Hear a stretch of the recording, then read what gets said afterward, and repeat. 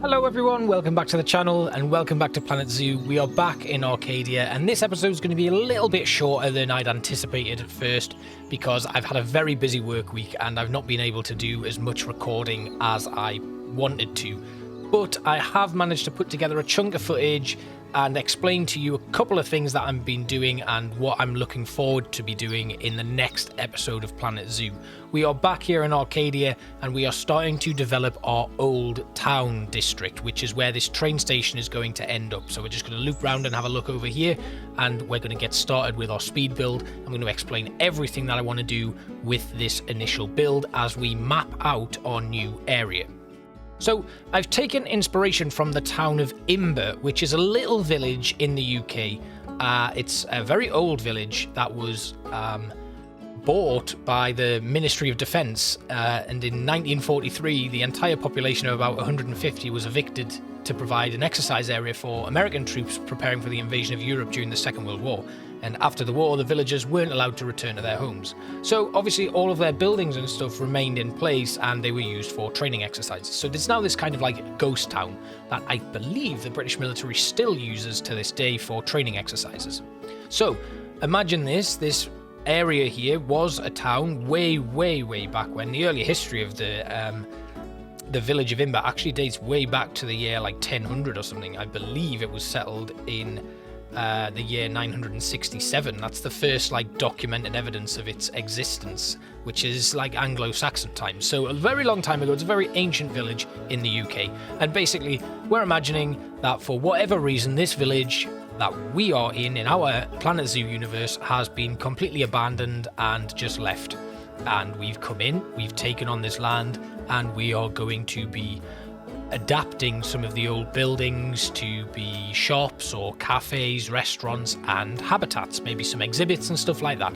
That's the kind of lore of this area. So it's that old architecture that we're trying to maintain and kind of bring back in. And then obviously we've made a bit of money from the start of this zoo and we're then going to expand it and build some more modern facilities throughout the rest of our zoo. I'm playing around with some terrain here because I had an idea to make like a little canalway that was going to be going throughout this area and then eventually out into some larger bodies of water where we could have our wetlands districts or something like that. It didn't work out that way because I kind of ended up just doing this weird patchwork of digging and created 3 separate islands, which is what is going to take place, like, which is where Old Town is going to be. And yeah, it doesn't really work as a canalway. I thought about putting like little boat trips or something on there, but it could still function as a fake boating area or something like that that we can put in some little boating places and things like that. And it could even have like some aquatic animals on the outside of the town that are using this area for swimming and stuff like that. But for now, it is literally there to create a pleasing aesthetic for this new area that we're building. I wanted to put some nice connecting bridges on so that everything was linked up and just map out a general like roadmap of where we were going to have guests go so that I could then fit in our habitats and stuff. Obviously our first sets of animals are going to be here. I'm thinking European/temperate based animals like the Przewalski horse and European fallow deer, maybe some badgers and stuff like that. Because we are kind of going for a quintessentially British town, it would be nice to have something resembling like little farmlands and stuff. Again, a little nod to Imber because most of the people that lived and worked there were farmers. It was a very long way away from any sort of market town, so most of the people working in the village were in the agricultural industry. And that's what I would like to retain here by having some kind of wild British countryside animals in there, including horses, sheep maybe as well. We could bring some doll sheep in there, even though they're not really the kind of sheep that we'd be farming in the UK at the time. But we then rerouted our train track because I did not like the basic loop system that we had going on at all. So I wanted to make that have a little bit more of a mazy route and wrap all the way around the town area itself. Obviously, we have the track coming out of our main entrance area and it's just a straightforward track going to and from. So we may actually modify that further as we like expand the zoo itself. But I was really happy with this initial design and things were looking good. But I did eventually run into some issues, and I ended up kind of doing a little bit of a soft refresh. We didn't modify anything that we've already put in, but what I'm about to show you, the kind of start of the building phase of this, where I start making my little structures, ended up getting scrapped and redone. I'm putting it in anyway because I want to talk about my process on this, and I think it's a really important part of it, that I tried something, it didn't go too well, I abandoned it and came back with a new set of eyes, and then managed to churn out something that was a lot better. Over here, I just wanted to put in a little staff area because I needed it. I needed to get that train powered on so that I could try experimenting with some of the things that I had and get my barriers and stuff in place. And what I'd originally done was put in a load of staff buildings and things like that, and had it all kind of mapped out where my staff rooms were going to be, where the keeper huts were going to be, where I was going to put power transformers and things like that. And then I just looked at it one morning and thought, no, I don't like this at all. It didn't have that theme that I wanted it to have, so it just needed to go. And we ended up just redoing the whole thing, and I think it's much better for it. And that's one of my main pieces of advice, is don't be afraid to scrap something no matter how far on you are with a build, because it's better to scrap it and start again than finish it off and still be disappointed with it. So yeah, and knowing that I wasn't going to be able to get the full development of this area done by the end of the week when I wanted to get this video out, I thought it would be much better to just show you guys the progress that I've made this week, and we'll do a lot more exciting things next week when we really put in the decorative stuff here. And I do, at the end of the build, have a little bit of a treat when I decorate one of my finished buildings, just to give you a little bit of a flavour of what's coming up, and I'll be doing a lot more work off camera and then finishing it off in my next recording session, where we do the last few finishing touches to the builds and then work on our first habitats. Incidentally, the finances of the zoo are looking really good as well. We're selling a lot of our exhibit animals, and that's really helping us fund these projects and fund our failing projects as well when things don't go to plan. So that's a really nice little thing. So as you can see here, it's resembling a kind of market town with this central area where the traders would kind of come out on a weekend and flog their wares. Few houses and stuff cropping up in the center of town, but when I stepped back and looked at it, it still didn't look quite right. I'm going to start putting in my barriers now because I want to have a little bit of an idea of the size and the footprint that I'm going to be working with, that I've given myself by marking these paths. And doing that now just kind of gives me the opportunity to tweak any paths or routes around the habitats to come up with anything different just in case I need it. Now, I think the Kowalski horses need quite a large area. I think it's about 1,000 meters squared, so we've just about got it there. And the European fallow deer needs something in the ballpark region of that as well. I think it works out at about 600 meters squared each, and then it's an increase of 40 or 50 per extra animal you have in there. Obviously, as we put in little bits and pieces to fill out this habitat, that footprint will go down. Over here, I reckon this is where I'm going to fit the badgers, and it's probably going to be important to have a little building on this habitat as well, so they've got a little bit of space to go in and hide. And then we're gonna have a little think about where else we can put some habitats, because there's a couple of other animals that I'd like to consider bringing in, like the doll sheep and stuff. Over here by the train station, we're going to be putting in some more village buildings, kind of like imagining a town hall or a church or little bits and pieces that the villagers would go to, and we'd put that next to the train station because it's kind of the center of your community. And this was all going to plan really well, and I was really quite happy with it. The reason I stopped it was when I started fleshing out some of the buildings a little bit, I just thought the theme just vanished completely, and I lost my way with it a little bit. I wasn't happy, so it was better to just start it again, which is a shame because the foundations look really good, and you can see the varying sizes of these buildings and how they're all getting mapped out. But once I'd finished putting these in, the thought of actually expanding these buildings individually was just incredibly daunting and time consuming. And for something that wasn't really going to be a huge part of the town itself, I thought that was a very time consuming task to be doing for something that has a very minimal impact on the overall thing. Obviously, it would be nice to have a load of varied buildings that look totally different, and I will be doing that. I just have a different way of doing it. But you can see the methods that I was going for here, and it's important to show that and show the process, because we all make mistakes when we're playing this game and it can be incredibly frustrating at times. This is a kind of method that I would like to revisit though, and it's nice to visualize stuff and have it mapped out like this. So I may plan my future builds by putting in foundations like this and then removing them before I start building the fully fleshed out articles. So this is what I had come to. And then I totally changed my mind. So our finished article here is going to pop in now. You can see we've got some guests here, but this is basically it. And this is the same building duplicated and rotated, so there's very little difference here. But it feels so good to have these in place as opposed to just the foundations. I did make a few adjustments, and as you can see there, we've got our fences in for our first 2 habitats. I've also added another habitat right next to where the train track loops into the station. That's going to be our 4th habitat on this sequence of islands. And the idea is now we go into these buildings and modify them individually. It's going to be much easier to remove a few walls here and there and then put back in some things to finish off a building, rather than building every one of them individually from scratch. And I really love the look of these buildings.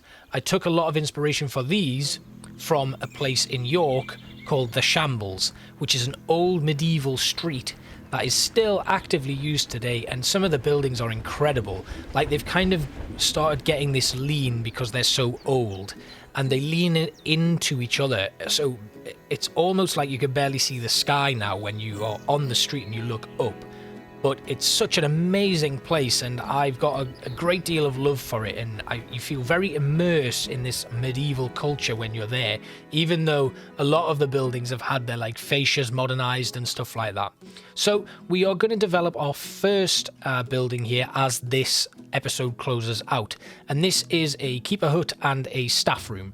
And all we're going to be doing, we could develop this totally and have like open windows and stuff so that guests can look in and we can look in and see what's going on in here, but I don't really like that idea. So what I'm actually going to be doing is putting a plaster wall in and putting in a door on this wall here, so that obviously our staff will clip through the wall, but I think we've got a nice looking building here in the end of it.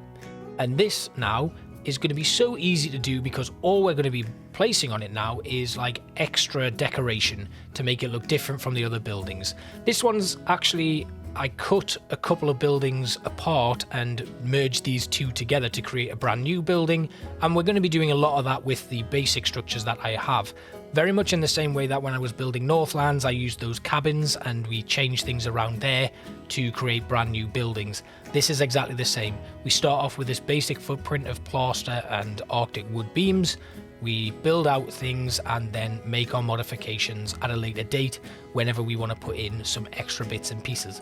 Like we could cut a hole in this wall and then put in a shop that's facing out to the rest of the guests. We could flip the roof around and things like that and do a few different changes. We could even just replace the slate roof that we've got on here with thatched roofing or something, and it looks different enough. It still retains a similar shape, but the building itself is different. And that's probably the best way for us to go when we're developing a town like this.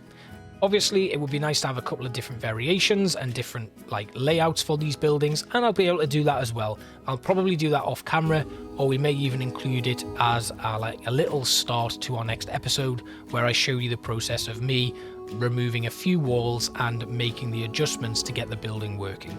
So because we are in this medieval English village that has been abandoned for quite some time, I imagine there'd be a little bit of ivy growth creeping up the walls of these buildings, so we wanted to put that in as well. We then added some windows, and I've tried to match the colour of the frames of these windows, even though they are stone, to the wood itself as much as possible. It's not quite there, but it's got a nice like contrast anyway, and I think they sit very well nicely together. Couple of windows on the roofs here, and then we're going to go to town on all of the building with some decals. The thing that I really like about using plaster is these brickwork decals sit really nicely on it, so you can make it look like some of that plaster has chipped away and it's revealing the brickwork underneath, which is of course like classical / dry stone brickwork, very similar to the actual foundations of the building that we have in place. Now the bottom of these buildings, that's not actually a dry stone like 1 meter piece that snaps to the grid. It's a panel, and the panels are amazing because you can use them so easily to cover up things. Most of them are exactly the same width as one of the grid based pieces, but you can really manipulate them to cover up any imperfections in the build, and I think it creates a really nice foundation trim for the rest of this building to be placed on top of. So I didn't want to go too wild with decals and stuff, but I did want to make it look like these buildings were weathered and had been around here for a long time.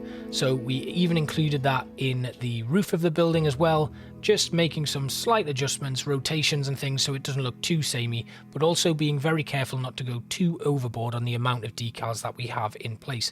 We don't want to detract too much from the actual niceness of the build. We just want to put a few different bits and pieces in because they really break up the actual like flat texture of the slate roofing, and any kind of building in general can tend to look a little bit flat when it's just the same repeated pattern. So it's really important to mix things up, I find, and I have a lot of fun doing it, creating and moving things around and just getting my positioning correct. Obviously up here you've got this little bit where we've got a panel stuck on the front that sticks out a little bit more, which adds an extra dimension. A lot of the buildings in the shambles, they start off kind of like a little bit further back from the street, and then as you go up to the second and third stories of the houses, they actually stick out into the street a little bit more, which is where they get that lean from, because the weight of those extra walls that are kind of like facing outwards has kind of pulled the whole building forward a little bit. It's really interesting and it's a very unique place. So if you do ever go to York, check out the Shambles. It's an incredible place, and it's like obviously a key inspiration for this build. I wanted to create something very similar in the style of buildings and the way that everything's a little bit cramped. But obviously here in Planet Zoo, one of my main issues I have when I build things is I build things too cramped. So it was important to try and capture that whilst at the same time making sure that my guests had plenty of space to walk around. Coming in here with the moss decals that I'm starting to put around the edges of the paths, because I don't want the paths to be too perfect. So obviously we're going to be putting in some trims here as well, but I like the moss. I'm going to try and colour it brown or something so it looks a bit more like soil, and just have it as if some earth has come over the sides of the path, like structures and markers, to give it this like little bit of a dirt thing that's kind of blown in. Or we could even make it look like patches of leaves and leaf litter that's kind of been blown onto the sides of the path that were being swept to one side by our caretakers. I'm really looking forward to continuing this work. I think this building looks incredible, and there's a lot more to do here that I'm really excited about. And it was really nice to rediscover again my flair and my love for decorating in this game. The last thing to do was to put some path trims on, and these are the classical, I think they're like just trims from the European pack, and you'll also see these at our original train station right at the entrance. And here we are. This is our finished staff, building and keeper hut. Obviously you can't see inside it, and I think it's better that way because a lot of interior decorating in this game is a bit of a nightmare. We don't actually have a lot at our disposal in terms of decorating interiors, so it's quite nice that staff will just disappear behind that door and they'll be in the building. We could do a little bit more by like covering up the actual staff path and making like a little deck of some description, or we could try and put in some sort of barrier to stop guests walking along here and just put in some natural pathing of some description. There's a lot to do though, and I really hope you enjoyed this build. I just want to thank you all for watching. I know it's been a quick one and we've not actually done a lot this episode, but there will be more to come. I have a little bit more time to actually put something together next week, so I'm hoping for a bit of a bumper episode over the next week, and then the one afterwards will just be a continuation of the work we're doing here. Thank you all again for your time. I really appreciate it. If it is your first time watching here, I do try to post Planet Zoo videos every Saturday evening, and once I build a bit more momentum up, I'm really looking forward to seeing where this new journey takes us. Make sure you drop me a like, comment on this video, tell me some animals you'd love to see in this zoo in the initial stages, and I will see you all next time. Thanks for watching. Bye bye.